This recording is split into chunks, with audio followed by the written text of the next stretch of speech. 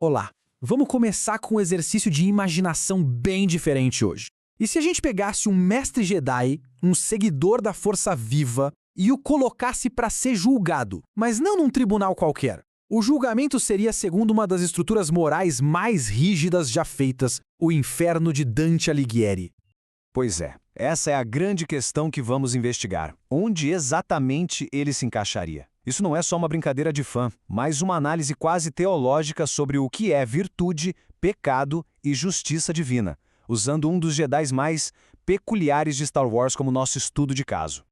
Então, que comece o julgamento. De um lado do tribunal, Qui-Gon Jinn, e do outro, o código legal implacável do Inferno de Dante. Um sistema onde cada pecado tem seu lugar e, claro, sua punição bem específica. E aqui a gente já vê o tamanho do problema. São duas visões de mundo que não poderiam ser mais diferentes. De um lado, uma filosofia sobre sentir o momento, seguir a intuição, uma conexão pessoal. Do outro, um sistema de regras absolutas, imutáveis e superestruturadas. Como é que uma coisa conversa com a outra?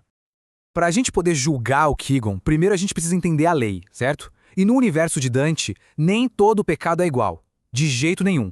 Ele tem uma hierarquia bem clara, com 3 grandes categorias e a coisa vai ficando mais séria. Primeiro tem a incontinência, sabe? Pecados de paixão, falta de autocontrole. Depois, a violência. Mas o mais grave de todos, o que Dante considera o pior, é a fraude. E por quê? Porque a fraude usa o intelecto, a razão, aquilo que nos diferencia dos animais, para enganar. É uma corrupção do nosso maior dom. Ok, com a lei bem entendida, a acusação pode começar. E o argumento dela é pesado. Certas ações do Qui-Gon o colocariam não nos círculos mais leves, mas lá embaixo, nas profundezas mais sombrias do inferno. E aqui está a prova principal da acusação. Aquele momento em Tatooine. Qui-Gon usa a força para manipular o resultado de um dado. É um ato de engano, não dá para negar. Mas que tipo de engano foi esse?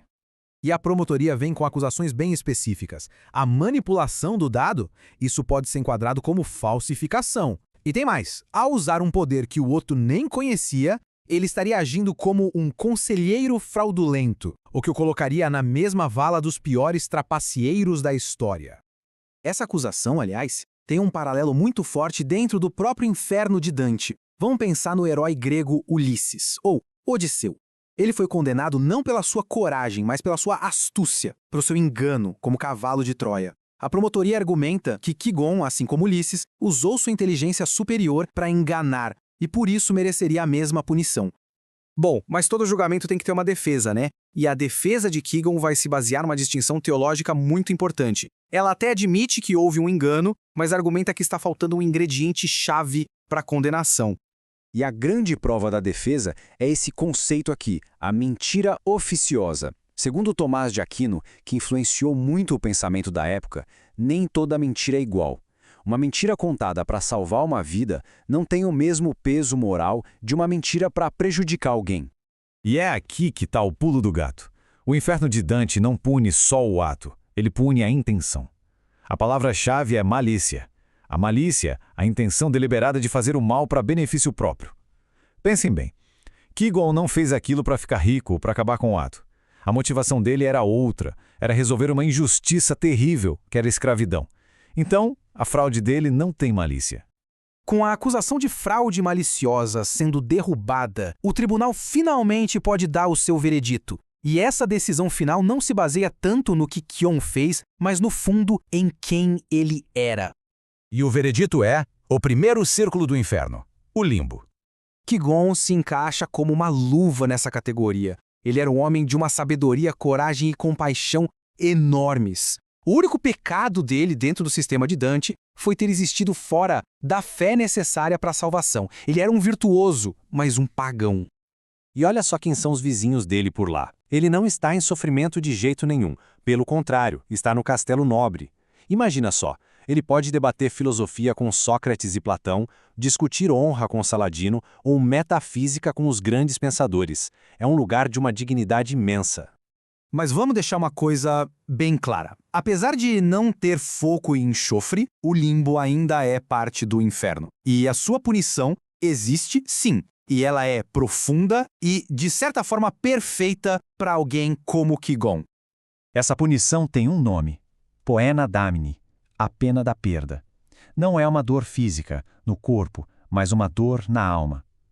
É a consciência de que existe algo divino, uma verdade absoluta, e a certeza de que nunca será possível alcançá-la.